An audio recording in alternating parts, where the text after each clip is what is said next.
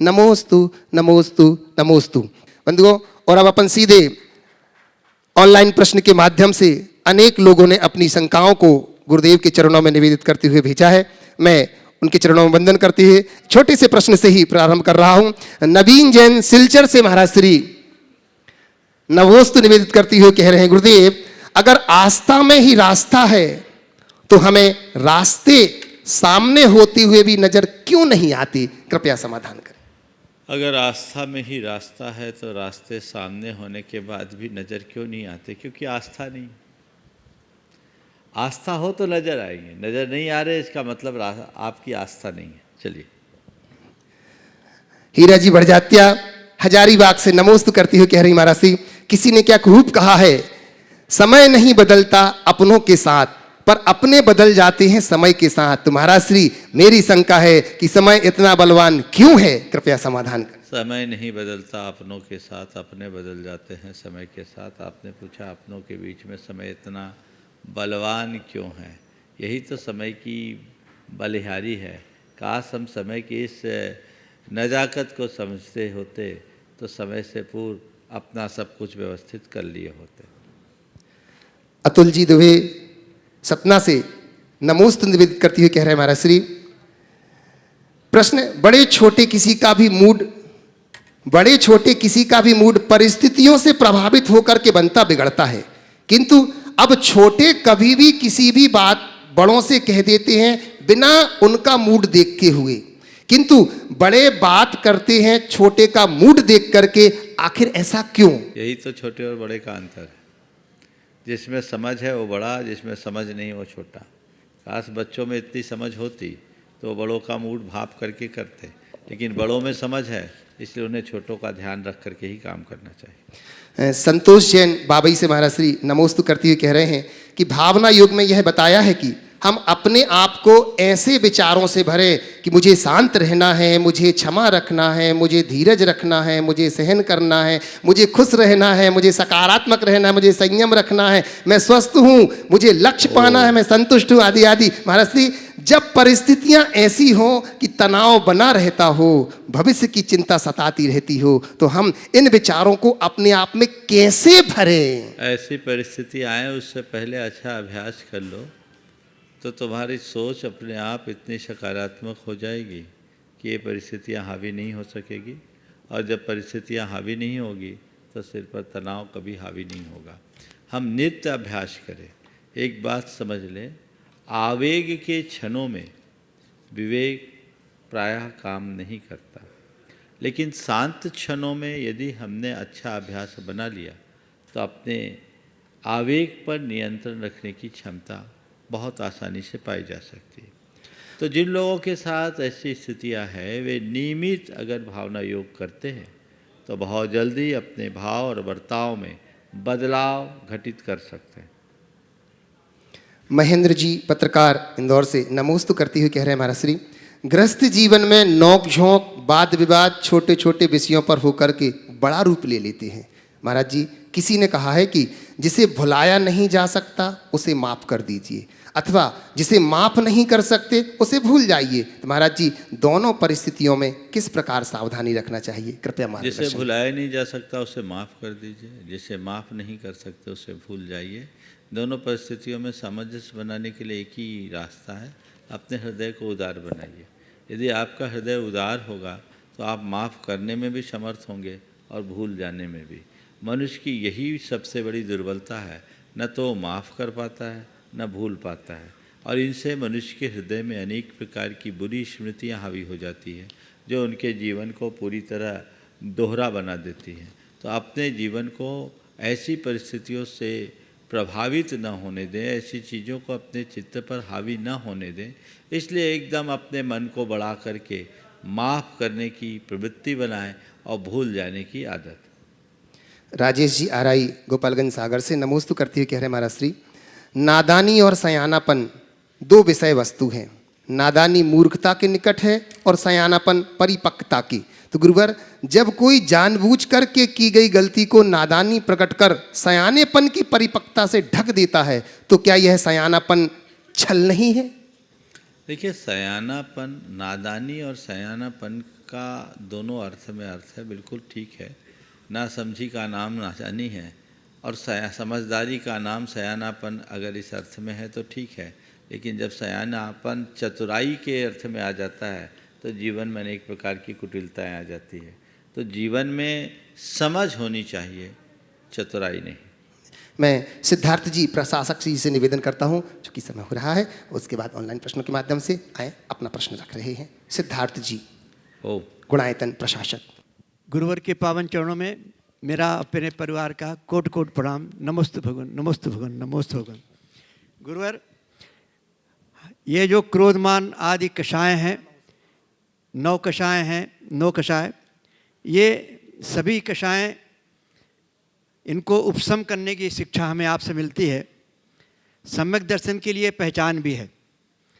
महापुरुषों के चरित्र को पढ़ने पर देखने में आता है कि चतुर्थ काल में बड़े बड़े युद्ध हुए इन महापुरुषों के द्वारा। क्षायिक सम्यक दृष्टि को भी आत्महत्या करनी पड़ी। ये सब एक साथ कैसे घटित होता है गुरुवर, समाधान कर। देखिए, बात बिल्कुल गहरी आपने कही है। हृदय में प्रशम भाव होना बहुत ज़रूरी है, लेकिन प्रशम भाव को बनाए रखना बहुत कठिन। प्रशम भाव का मतलब कुल इतना है, कषायों के उद्रेक को नियंत्रित करना, अर्थात कषाय हो पर कषायों की बहाव ना हो। विवेकी जनों के हृदय में ऐसा होता है कि वे कषाय के वेग में बहते नहीं हैं। उनके हृदय में उतना उफान नहीं आता कि वो कषाय के बहाव में बह जाए, उसे नियंत्रित करते हैं। और ज्ञान के माध्यम से ही अपने कषायों को नियंत्रित किया जा सकता है। लेकिन हमारे संस्कार ऐसे हैं कि कहीं न कहीं हमारे अंदर उफन जाते हैं और उबाल लाते हैं। कषायों का वेग प्रकट होता है और जीवन पूरी तरह से अनियंत्रित और असंतुलित हो जाता है। पुराणों में महापुरुषों के जीवन में ऐसे अनेक प्रसंग देखने को मिलते हैं। आपने जिनका उल्लेख किया, ये बातें पुराणों में हैं और ये सब हमारी मानवीय दुर्बलता को दर्शाने वाले हैं। यदि हम थोड़ा जागरूक हों, निरंतर साधना की तरफ अपनी दृष्टि रखें, तो इन पर काफ़ी हद तक नियंत्रण किया जा सकता है और इन पर नियंत्रण करना ही हमारे जीवन का लक्ष्य होना चाहिए। नमस्ते। अनिल अमिता जी दुर्गापुर से, और इसी के बाद निवेदन करूंगा कपूर जी कोटा, संयोजक हाड़ौती भेवाड़ प्रांत। नमोस्तु गुरुवर, नमोस्तु नमोस्तु नमोस्तु। गुरुवर, आज सुबह गुरुवर आदिनाथ भगवान का मोक्ष कल्याणक और उसमें लड्डू चढ़ाना और फिर जिनालय की कुंजी को रखना, लगता जैसे बहुत सारा पुण्य एक साथ इकट्ठा होकर बरसने लगा।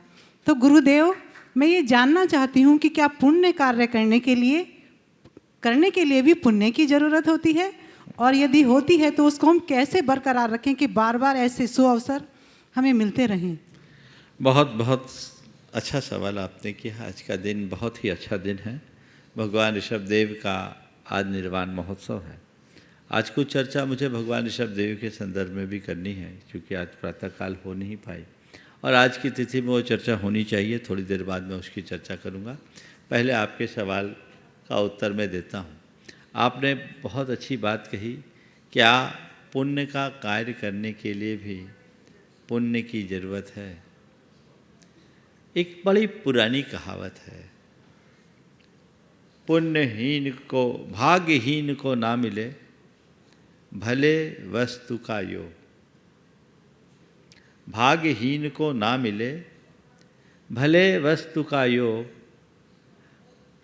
दाख पके तो काख के होए कंठ में रोग। ये कहावत है कि जब अंगूर पकने को होते हैं तो कौवे के कंठ में रोग हो जाता है, तो बेचारा खा नहीं पाता। तो कहने का तात्पर्य यह है कि अच्छे संयोग पुण्य से ही मिलते हैं। तो पुण्य करने के लिए भी पुण्य चाहिए। कैसा पुण्य? अच्छा कर्म तब कर पाते हैं जब अच्छे संयोग मिलते हैं और अच्छी बुद्धि होती है। अच्छे संयोग को हमें केवल पुण्य देता है। समझ गए? तो पुण्य का बहुत बड़ा रोल है, जो हमारे लिए अच्छे संयोग, अच्छे सामग्री सब कुछ सुलभ कराता है और फिर उसके साथ हमारी बुद्धि को अच्छी बनाए रखने में निमित्त बनता है। तो पुण्य का योग होता है। आज तो निश्चित आपका पुण्य का प्रबल योग है। यहाँ पर कई दिनों से ये लोग कह रहे थे कि महाराज जी मंदिर में शिखर का काम आगे बढ़ रहा है, चाबी रखवानी है, चाबी रखवानी है, चाबी रखवानी है। आप कोई डेट दे दें ताकि उस पर चाबी रखवाई जा सके। मैं सोच रहा था कि बसंत पंचमी के दिन उसको रखवाएंगे, लेकिन यहाँ इन लोगों को थोड़ी जल्दी भी थी और आज सुबह जब भगवान के निर्वाण महोत्सव के कार्यक्रम में अनिल जी, अमिता जी आए, उन्होंने कहा महाराज जी हमने सुना है यहाँ चाबी रखी जानी है, ये सौभाग्य मुझे मिल जाए तो बहुत अच्छा, हमें मिल जाए तो बहुत अच्छा। हमने कहा चलो सब सोच ही रहे थे। निश्चित ये आपने मंदिर के शिखर पर चाबी नहीं लगाई, आपने अपनी किस्मत की चाबी पाली, अपने भाग्य की चाबी पाली, इसमें कोई संशय नहीं। क्योंकि अनिल जी का गुणायतन में प्रारंभ से ही बहुत बड़ा योगदान है और एक स्तंभ है। मैंने कहा चलो ये कार्य आज के ही दिन इन्हीं के हाथों से हो जाए और साथ में फिर दूसरे बहन ने भी, अंजुन ने भी इसमें अपना भाव जगाया। ये आखिरी मंदिर था, अब कोई मंदिर नहीं बचा यहाँ जिस पर चाबी रखना। हाँ, दो थोड़ी दादरी बची हुई है और अमला सार रखना है, जो समय पर जिसका भाग होगा होगा। तो ये निश्चित आज आपका प्रबल पुण्य है। हमको मिलना चाहिए, भावना भाव मिलेगा तो मिल जाएगा, ऐसी भावना तो होनी ही चाहिए। तो ये बहुत अच्छे भाव हैं और ऐसे ही भाव रखते रहने चाहिए। ये सुयोग आज जो आपको मिला है, निश्चित कोई पुण्य उछाल मारा, क्योंकि होना कभी था और हुआ कब, ये निश्चित आपके पुण्य का सुयोग है। नमोस्तु गुरुदेव, नमोस्तु नमोस्तु। कपूर जी कोटा, और इसी के बाद निवेदन करूंगा मैं अनिल जैन साहब, गुणायतन कोषाध्यक्ष। दोनों युगल मुनिराजों के चरणों में मेरा, मेरे परिवार का, गुणायतन परिवार हार्दिक संभाग मेवाड़पन का त्रिबार नमोस्तु नमोस्तु नमोस्तु। गुरुवर आज गुरुवर आज आदिनाथ स्वामी का मोक्ष कल्याणक दिवस है। आदिनाथ स्वामी आदि ब्रह्मा कहे जाते हैं। ये 1008 नामों से इनको पुकारा जाता है। अलग अलग धर्म में अलग अलग नामों से इनको पुकारा जाता है। इनकी आयु 84 लाख वर्ष पूर्व थी, जिनमें 20 लाख। सवाल करो। गुरुदेव उसी पे सवाल आ रहा है मेरा। हाँ बोलो। तो ये सब जब इतनी हम मान रहे हैं, सब इसको सब मान रहे हैं कि आदि पुरुष आदि ब्रह्मा पहले जगत गुरु आदिनाथ स्वामी थे, तो उसके बाद में जब तीन वर्ण का जब वो किया गया है, तो अब हम उसका प्रचार प्रसार कैसे करें, जो जैनत्र में भी हमारा आदिनाथ भगवान का वो बहुत अच्छी बात है। देखिए, आपने जो सवाल उठाया है उस संदर्भ में मैं आज भगवान ऋषभ देव के संदर्भ में कुछ बातें जरूर सब जनों को कहूँगा संक्षेप में, जो इन बातों का हर व्यक्ति को ज्ञान होना चाहिए। भगवान ऋषभ देव जैन धर्म के आद्य तीर्थंकर तो थे ही, भारतीय संस्कृति के पुरस्कर्ता भी थे। पुरस्कर्ता क्या है, वे पुरोधा थे। आज भारत की संस्कृति का जो विकास है उसके मूल में भगवान ऋषभ देव थे। हम सबको ये पता होना चाहिए कि इस धरती में भगवान ऋषभ देव के पूर्व भोग भूमि थी और उस काल में मनुष्य अभी अपनी सारी आवश्यकताओं की पूर्ति 10 प्रकार के प्राकृतिक कल्प वृक्षों से कर लिया करता था। उस समय न समाज था, न परिवार, न कुटुंब। नर नारी युगल रूप में जन्म लेते और अपने जीवन के अंत में युगल संतानों को जन्म देकर दिवंगत हो जाते थे। धीरे धीरे धीरे धीरे भोग भूमि का प्रभाव कम हुआ, कर्म भूमि आई, और कर्म भूमि आई, कल्प वृक्षों ने अपना फल देना बंद कर दिया। तो उस समय मनुष्यों के सामने बहुत सारी समस्याएं कि हम अपना जीवन कैसे आगे बढ़ाएं। तब सब लोग भगवान ऋषभ देव के पिता नाभिराज के पास गए, जो अंतिम कुलकर थे। उनसे अपनी समस्या रखी तो उन्होंने सबको आदिनाथ के पास या ऋषभ देव के पास भेज दिया। और उस समय ऋषभ देव ने 80 मसी कृषि विद्या, वाणिज्य और शिल्प के माध्यम से सत्कर्म करके अपनी जीविकोपार्जन का उपदेश दिया। ये कहा भोग भूमि खत्म हो गई, कर्म भूमि आ गई, अब तुम अपने जीवन का निर्वाह बिना कर्म किए नहीं कर सकते। और उसके लिए उन्होंने बताया कि इनमें जो अपने आप उगाई हुई वनस्पतियां हैं, इनमें बहुत सारे बीज हैं, धन्य हैं। उन्होंने कृषि कर्म का उपदेश दिया और ये कहा कि इसी कृषि के बल पर अपने जीवन को आगे बढ़ा सकते हैं। पशुपालन और कृषि को उन्होंने आगे बढ़ाया, जो जीविकोपार्जन का एक अच्छा माध्यम था। और फिर भगवान ऋषभदेव ने ही मानवीय सभ्यता की शुरुआत की। विवाह परंपरा की शुरुआत भगवान ऋषभदेव से ही हुई। समाज और पूरा का पूरा राज्य की व्यवस्था भगवान ऋषभदेव के काल से हुई। उन्होंने संपूर्ण भारतवर्ष को, जो उस समय अजराब वर्ष के नाम से जाना जाता था, 52 महाजनपदों में विभाजित किया। और भगवान ऋषभदेव ने अयोध्या में जन्म लेकर लंबे समय तक राज्य किया, राज्य की व्यवस्था की। उनके 100 पुत्र थे, 2 पुत्रियां थीं, जिनमें भरत और बाहुबली पुत्रों में प्रमुख थे, और ब्राह्मी और सुंदरी उनकी 2 पुत्रियां थीं। उन्होंने भरत और बाहुबली के माध्यम से सारे कलाओं और गुणों का उपदेश दिया। ब्राह्मी और सुंदरी के माध्यम से हमारे लिए अंक और अक्षर विद्या का ज्ञान दिया। ब्राह्मी के माध्यम से अक्षर और सुंदरी के माध्यम से अंक, उन्होंने दोनों को सबसे पहले अध्यापन कराया। और भरत आदि के माध्यम से 72 कला और 64 गुणों का उपदेश दिया। और उनके ज्येष्ठ पुत्र जो भरत थे, वे आद्य चक्रवर्ती हुए, जिनके नाम से आज भारत का नाम भारतवर्ष बन पड़ा। वो भरत चक्रवर्ती के आद्य होने से ये भरत के नाम से ही इस देश का नाम भारत पड़ा।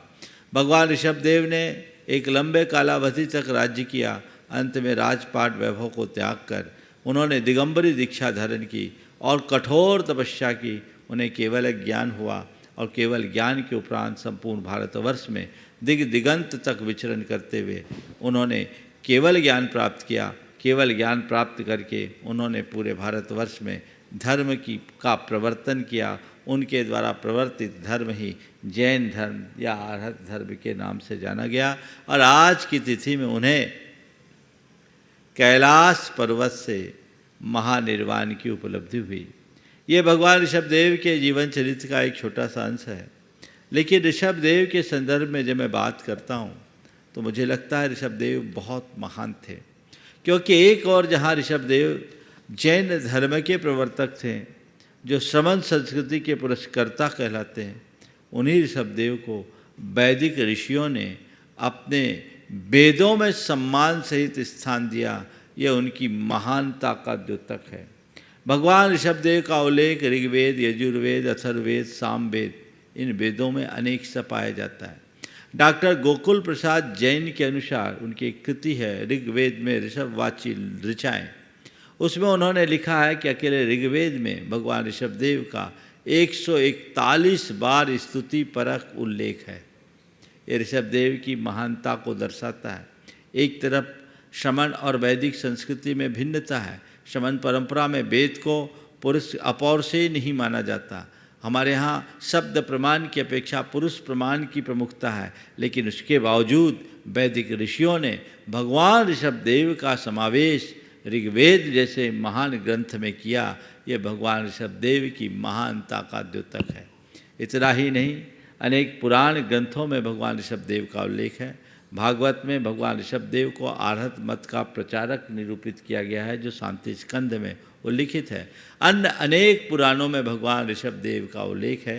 और एक स्थान पर तो भगवान ऋषभदेव की महानता का अंदाज आप इससे लगा लेंगे। मैंने एक श्लोक पढ़ा था जो किसी वैदिक पौराणिक ग्रंथ में ही है। वहाँ वैदिक परंपरा में 68 तीर्थ माने जाते हैं। वहाँ लिखा अष्टषष्टिषु तीर्थेषु यात्रायाम यत् फलम भवेत्।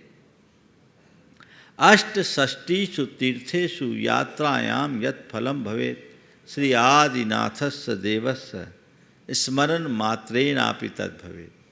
68 तीर्थों की वंदना का जो फल मिलता है वो भगवान आदिनाथ के स्मरण मात्र से प्राप्त हो जाता है। ये जैन धर्म के आद्य प्रवर्तक भगवान ऋषभदेव की महानता का एक उदाहरण है। इसलिए उन्हें प्रजापति कहा गया, उन्हें आदि ब्रह्मा कहा गया, उन्हें परमेश्वर के रूप में जाना जाता है।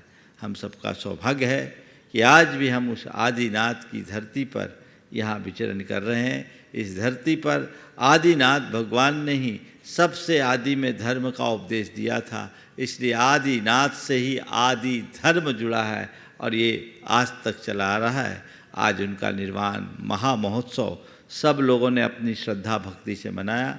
हमें चाहिए कि हम भगवान ऋषभदेव के चरित्र को न केवल खुद पढ़ें, हम जन जन तक पहुँचाएँ, उनके अवदानों से लोगों को अवगत कराएं, ताकि इसके माध्यम से न केवल ऋषभदेव के चरित्र को जाना जा सके, अपितु भारतीय और विश्व संस्कृति के लिए उनके द्वारा दी गई देन को भी जाना जा सके और उनकी प्रासंगिकता को आज नए संदर्भ में समझा जा सके। नमोस्तु गुरुदेव, नमोस्तु गुरुदेव। एन जैन साहब गुणायतन कोषाध्यक्ष, और इसी के बाद निवेदन करूंगा मैं डॉक्टर मंदार जी महावीर जी शाह। परम पूज्यवर, सादर नमन।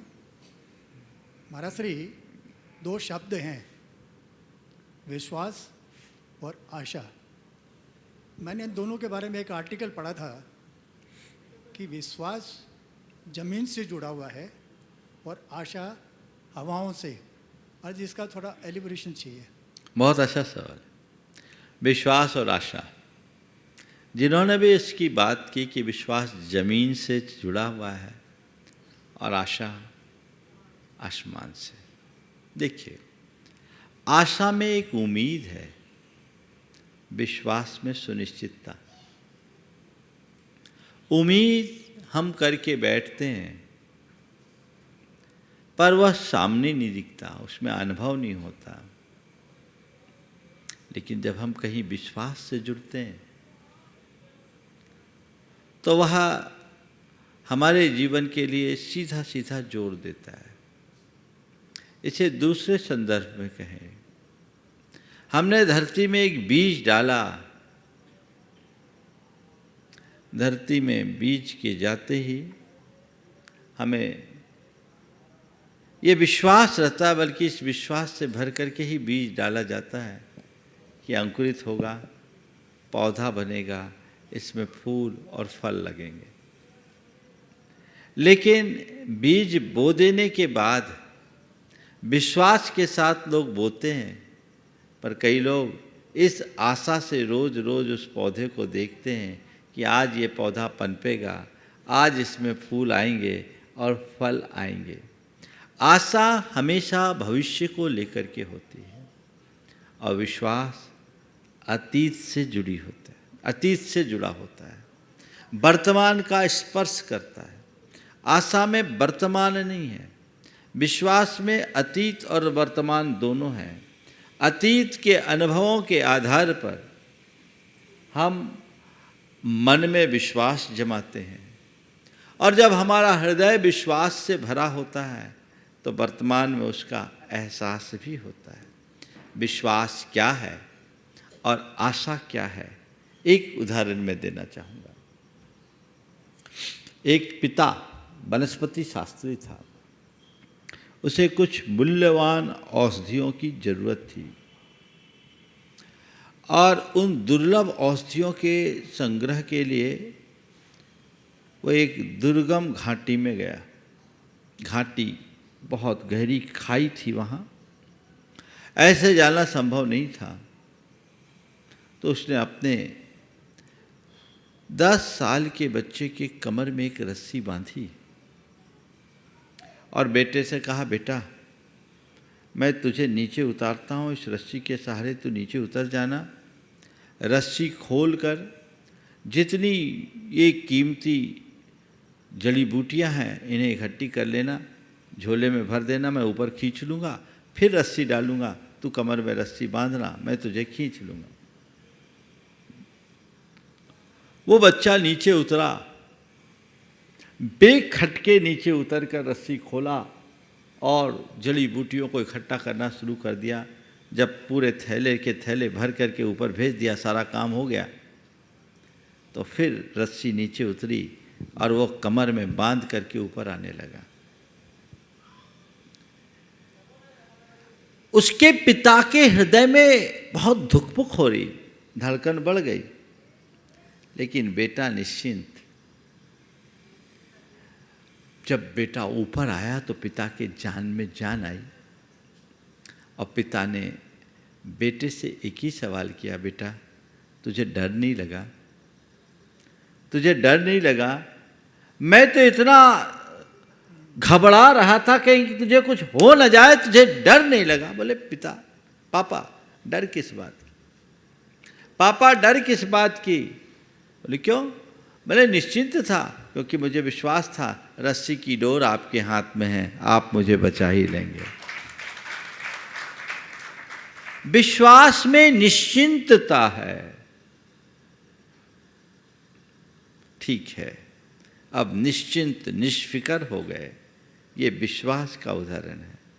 लेकिन आशा में एक उम्मीद है। कोई जरूरी नहीं कि वो आशा पूरी हो ही जाए, लेकिन आशा रखते हैं। आप लोग चौके लगाते हैं,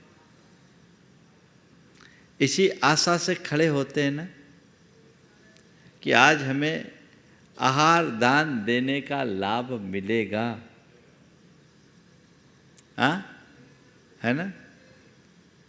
अब मान लो आचार्य महाराज हैं कुंडलपुर में भी सैकड़ों लोग चौका लगा रहे हैं, सब इसी आशा से खड़े होते हैं कि आज आहार दान देने का अवसर मिलेगा, ये अवसर हमें ही मिले। ये आशा तो रहते हैं, पर इनमें से विश्वास कितने को होता है? कितने को होता है कि आज हमारे यहाँ आ जाएंगे? भाई आएंगे हम ही में से किसी में, लेकिन कोई जरूरी नहीं कि हमारे यहाँ ही आए। पर किसी किसी व्यक्ति के हृदय में ऐसा विश्वास भी जग जाता है कि आज होगा, कुछ इंट्यूशन होता है अंदर। तो विश्वास निश्चिंतता देता है, वो अतीत और वर्तमान से जुड़ा होता है। आशा में निश्चिंतता नहीं होती, और वह केवल एक उम्मीद से बंधी होती है जिसका संबंध भविष्य से होता है। नमोस्तु महाराज श्री। अनिल जैन साहब, और इसी के बाद निवेदन करूंगा डॉक्टर मंदार महावीर शाह। गुरुदेव जी नमस्तु नमस्तु नमस्तु। गुरुदेव जी, प्रश्न पूछने के पहले एक छोटा सा करेक्शन है। मैं रेडियोलॉजिस्ट नहीं हूँ, मैं एक कार्डियोलॉजिस्ट हूँ, हृदय रोग तज्ञ हूँ।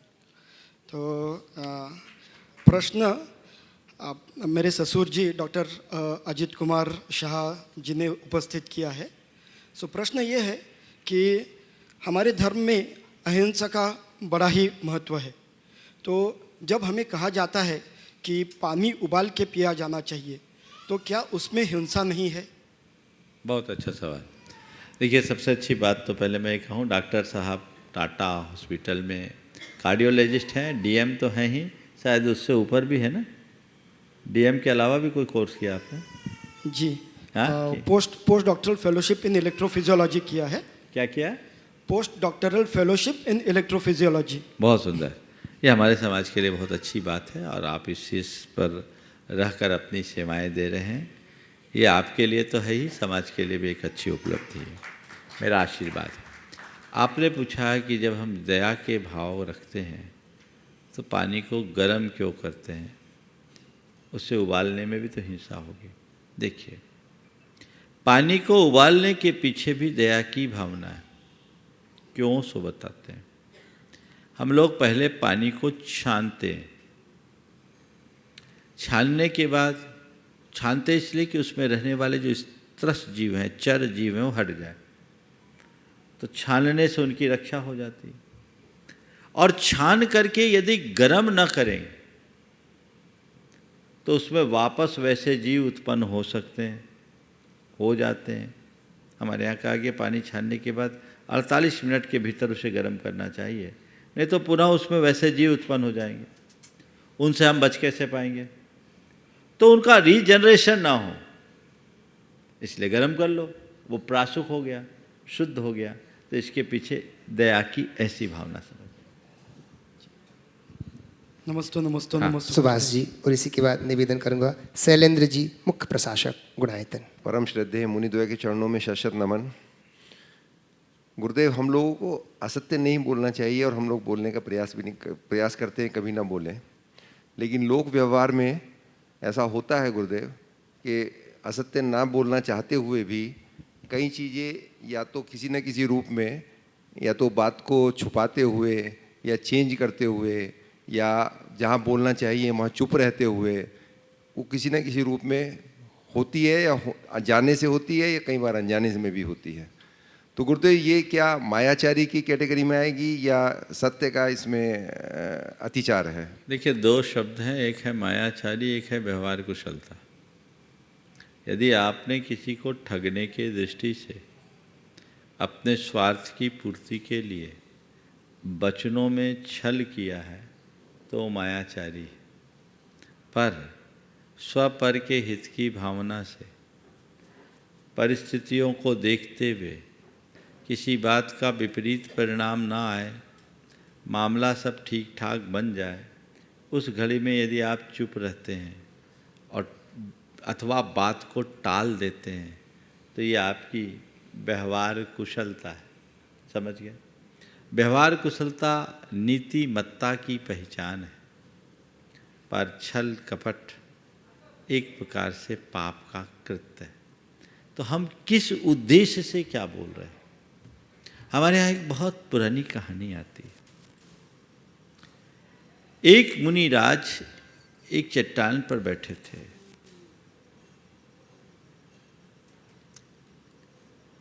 तभी उधर से एक गाय तेजी से भागती हुई गुजरी। महाराज ने देख लिया। पीछे पीछे उसका पीछा करता हुआ कसाई आया जिसके हाथ में एक अस्त्र भी था।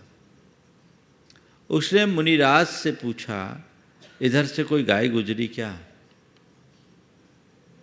महाराज अपने आसन से उठ के खड़े हो गए और उन्होंने कहा, जब से मैं यहाँ खड़ा हूँ यहाँ से कोई गाय नहीं गुजरी। वाह! क्या आप इसे झूठ बोलेंगे? नहीं, इसे मायाचारी कहेंगे? नहीं। ये क्या है? यह है व्यवहार कुशलता। समझ गए? तो ऐसी व्यवहार कुशलता का परिचय सबको देना चाहिए। नमोस्तु। डॉक्टर प्रद्युम्न जी दिल्ली से, और इसी के बाद तैयार रहेंगे श्रीमती अनीता जी शिवनी से। नमोस्तु महाराज श्री। महाराज श्री, हमारे यहाँ जैन परंपरा में साधुओं के लिए कहा गया केशलोच एक परिचय है, वो सहते हैं। तो आज आपका केशलोच देखने का सौभाग्य मिला, तो उसमें मेरे मन में एक बात उठी उस समय कि लोग कहते परिचय सहते हैं, लेकिन मैंने देखा परिचय सहते नहीं है, परिचय को जीते हैं। केशलोच आप कर रहे थे, पीड़ा मुझे महसूस हो रही थी। तो महाराज जी, मेरा इससे रिलेटेड एक प्रश्न ये है कि ये केशलोच की जो परंपरा है, एक तो कब शुरू हुई, दूसरा क्या इसके पीछे सिर्फ अहिंसा और उपकरण का विकल्प ही एक इस रीजन है कि जिसके कारण केशलोच करते हैं हमारे संत, और कब से करते हैं? देखिए, बहुत अच्छा सवाल आपने किया। सबसे पहली बात, परिसरों को सहना और परिसरों को जीतना, इस संदर्भ में समझना है। बिल्कुल सही बात है कि केशलोच मैं कर रहा था और परेशान देखने वाले हो रहे थे। इस संदर्भ में एक बात मैं कहूँगा कि कोई भी कष्ट या पीड़ा तभी तक कष्टकर या पीड़ा महसूस होती है जब तक कि हम उसे हृदय से स्वीकार नहीं करते। जब हम उसे हृदय से स्वीकार लेते हैं तो कष्ट भी कष्ट जैसा नहीं लगता। समझ गए? अगर आपकी इच्छापूर्वक आप सहज भाव से खुद अपने केस उतारोगे, आपको अच्छा लगेगा। और न केवल केशलोच, दुनिया में बहुत सारे लोग हैं जो बड़े बड़े एडवेंचरस स्टंट करते हैं। क्या वो आरामदायक होते हैं? महाकष्टकारी होते हैं, लेकिन उसमें भी उनका एक आनंद की अनुभूति होती है। तो इस बात का प्रमाण है कि जिन बातों को हम अंतर मन से स्वीकार लेते हैं वो कष्ट जैसी प्रतीत नहीं होती। अभी लेह लद्दाख में हमारे सैनिक -20 टेम्परेचर और उससे भी नीचे होंगे, हिमाच्छादित इलाका, कई बार बर्फीली तूफान से एकदम दब जाते हैं, कई दिन तक अंदर रहते हैं।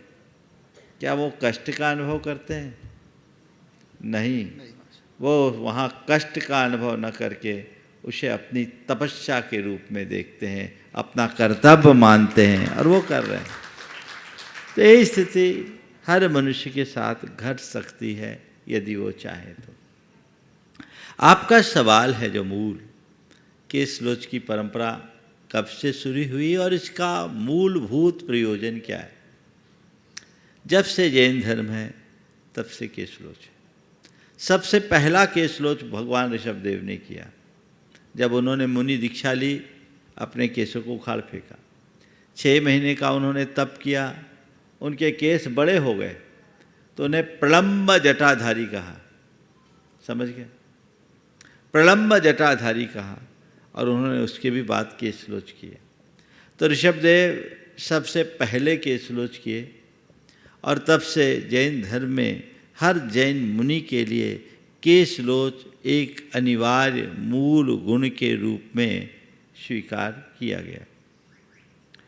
क्यों करते हैं? केश लोच करने के पीछे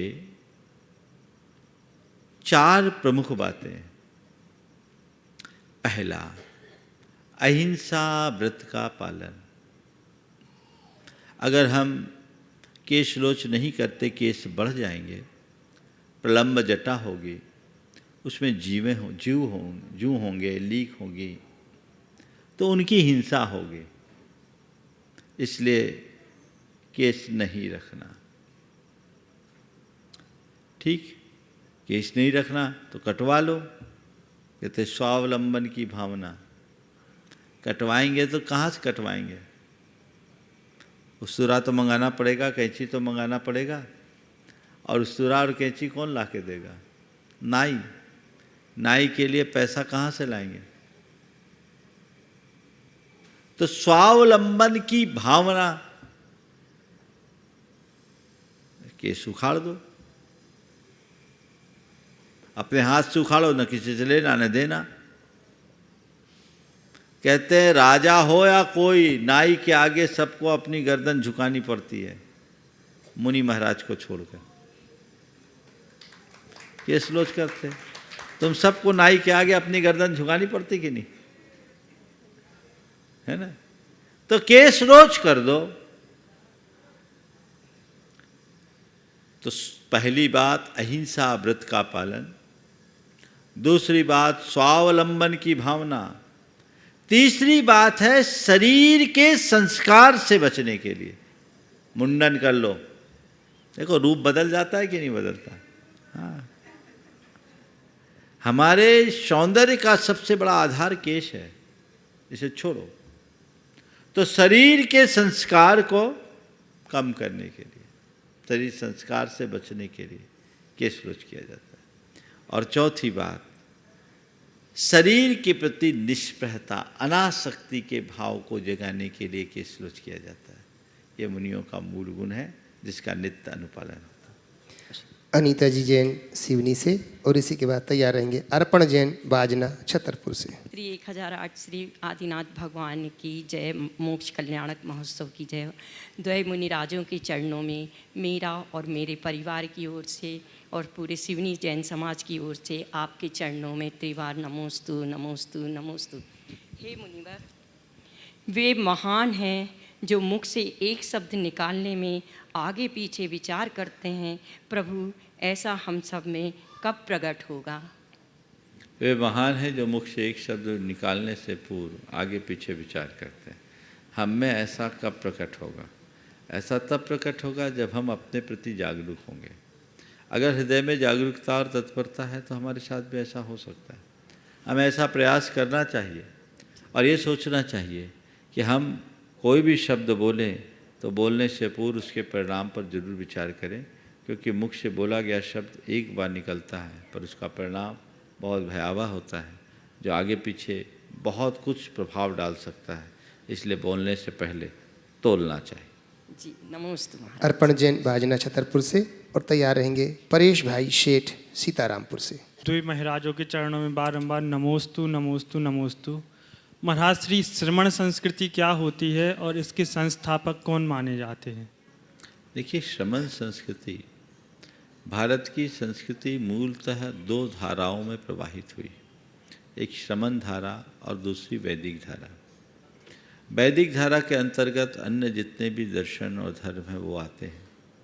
श्रमण धारा जो श्रमण संस्कृति है उससे संबद्ध है, और इसमें आज के समय में मूलतः जैन और बौद्ध आते हैं। बौद्धों का आविर्भाव तो भगवान महावीर के काल में हुआ, जो गौतम बुद्ध ने प्रवर्तित किया, लेकिन श्रमण धारा भारत की सबसे प्राचीन धारा रही। भारत में आर्यों के भारत आगमन से पूर्व जो द्रविड़ थे वे इसी श्रमण धारा के ही अंग थे। उन्हें श्रमण, व्रात, आर्हत जैसे शब्दों से जाना जाता था। श्रमण शब्द की उत्पत्ति श्रम से हुई है। श्रम, जो श्रम करे वो श्रमण, जो अपने आत्मा के कल्याण के लिए सतत श्रमशील रहे वो श्रमण, अथवा सम, जो हर स्थिति में समता रखे वो श्रमण, अथवा शम अर्थात जो शमन करे, अपनी वृत्तियों का शमन करे वो श्रमण। श्रम करे सो श्रमण, समता रखे सो श्रमण, और श्रमण करे सो श्रमण। श्रमण संस्कृति एक ऐसी संस्कृति है जो हर मनुष्य के जीवन उत्थान का मार्ग, हर प्राणी के जीवनोत्थान का मार्ग बताती है। और ये कहते हैं कि जैन संस्कृति अप्पा सो परमात्मा, आत्मा ही परमात्मा है, और अपने जीवन के विकास का अधिकारी हर प्राणी है। पतित से पतित प्राणी भी अपना कल्याण कर सकता है, पामर भी परमेश्वर बन सकता है, भील भी भगवान बन सकता है, पर उसकी ये प्रगति किसी की कृपा से नहीं होगी, स्वार्जित पुरुषार्थ के बल पर ही होगी। तो ये ज्ञान को प्रधानता, साधना को प्रधानता, तप को प्रधानता देने वाली संस्कृति है। और इस हिसाब से अगर हम विचार करें तो श्रमण संस्कृति मूलतः जैन संस्कृति है। इस जैन धर्म का प्राचीन नाम श्रमण धर्म भी था, और इसके प्रवर्तक भगवान ऋषभदेव हैं, और श्रमण संस्कृति भारत की सर्वाधिक प्राचीन संस्कृति मानी जाती है। नमोस्तु महाराज। परेश भाई सेठ सीतारामपुर से। गुरुदेव के श्री चरणों में कोटि कोटि वंदन। नमोस्तुतो नमोस्तुतो नमोस्तुतो। अपने उपयोग का उपयोग पर की चिंताओं में न हो, ऐसा कब संभव होगा? अपने उपयोग का उपयोग पर की चिंता में न हो, ऐसा कब संभव होगा? तब होगा जब हम अंदर से जाग जाएंगे। हमें हर चीज़ के मैनेजमेंट की बात आजकल की जाती है ना, आजकल तो हर बात को मैनेजमेंट की भाषा में समझाया जाता है। तो जैसे हम मैनेजमेंट की भाषा में हर बातों को समझते हैं, करते हैं, ऐसे यदि हम अपनी चेतना के मैनेजमेंट के प्रति जाग जाएं, तो हम अपने उपयोग का उपयोग अपने में ही करेंगे, पर में नहीं करेंगे। टाइम मैनेजमेंट करने वाले लोग हर पल इस बात के लिए जागरूक होते हैं कि मेरा एक क्षण भी व्यर्थ न जाए। मनी मैनेजमेंट करने वाले व्यक्ति भी ये चाहते हैं कि हमारा एक पाई भी व्यर्थ न हो, है ना। तो दुनिया में आप कोई भी मैनेजमेंट करते हैं तो कब करते हैं? जब आप उसके प्रति जागरूक हैं। इसी तरह अगर आप अपने चेतना के मैनेजमेंट के प्रति जागरूक हो जाए और आपको ये बात हृदय में बैठ जाए कि पर में उपयोग रमा तो मैं बंधा, उपयोग परोन्मुख होता है और चेतना में कलंक जुड़ता है, ये श्रद्धा गहरी होनी चाहिए। मैं पर में रमा और फंसा, जिसके हृदय में ये आस्था बलवती बन जाती है, पर में कभी जाता नहीं, कदाचित जाना भी पड़े तो तुरंत लौट आता है। समझ गए? तो कम से कम हम इतना करें, पर का प्रसंग, पर की चर्चा से बच पाए अति उत्तम, पर न बच पाए, मैं भी नहीं बच रहा हूं। अभी जो बात पर से हो रही, नीच से नहीं हो रही, पर कम से कम पर की चिंता से तो बचो। पर चिंता धमा धमा, ये बहुत अधम कार्य है। तो जब हम पर की चिंता से बचने में समर्थ हो जाते हैं तो अपने जीवन को बेहतर बनाने में समर्थ होते हैं। आरती जैन कन्नौज से नमोस्तु करते हुए कह रहे हैं, गुरुदेव, देवों की कम से कम 10,000 वर्ष की आयु है। संबर देव ने जिसने पार्श्वनाथ भगवान पर उपसर्ग किया था अभी भी उसी पर्याय में है। मेरा प्रश्न यह है कि वह इतनी ग्लानि के साथ जीवन बिता रहा होगा, दूसरे देव भी उसकी उपेक्षा करते होंगे, तो क्या देव पर्याय में वह बदतर जीवन जी रहा होगा? महाराज श्री बहुत अच्छा सवाल किया। देखिए, कहीं कहीं उसका नाम संबर, कहीं कहीं काल संबर नाम है। ये ज्योतिष के देव है और उनकी न्यूनतम आयु 10,000 वर्ष की है। अभी ये कहना बिल्कुल ठीक ही है, क्योंकि वो जो उनका नाना ही बना था जो तापस था, तो अभी तो वो ज्योतिष पर्याय में ही है, देव है। उसे आत्मग्लानि तो हुई, उसने अपने जीवन को बदल लिया कि मैंने पार्श्वनाथ भगवान पर उपसर्ग करके बहुत बड़ा दुष्कृत किया, लेकिन अब वो सुधर गया। मनुष्यों और देवताओं में मुझे इतना ही अंतर दिखता है कि मनुष्य किसी की भी पहचान उसके अतीत से करते हैं और देवता सदैव उसके वर्तमान को देखते हैं।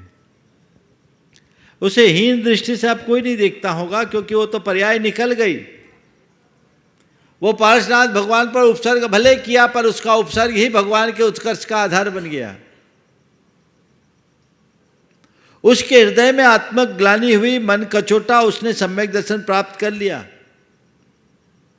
सबने उसे क्षमा कर दिया होगा, खुद धर्मेंद्र ने भी क्षमा किया होगा और सारे देवी देवताओं ने किया होगा, बल्कि सौधर्म इंद्र ने भी उसे क्षमा कर दिया, क्योंकि जब भगवान को केवल ज्ञान हुआ तो मुलाकात तो दोनों की हुई और न जाने कितनी बार हुई होगी। एक सीख ले इस प्रसंग से, गलतियां न करें, गलती हो जाए तो उनका सुधार करने का प्रयत्न करें, उनकी पुनरावृत्ति न करने के लिए संकल्पित हों। कोई गलती करे तो उसे सुधरने का अवसर दें, और जो व्यक्ति अपनी गलतियों को सुधारने में तत्पर हों उनको क्षमा करें और हृदय से लगाएं, ताकि वो अपने जीवन को आगे बढ़ा सके। समय आप सबका हो गया, यहीं पर विराम। बोलिए परम पूज्य आचार्य गुरुवर श्री विद्यासागर जी महाराज।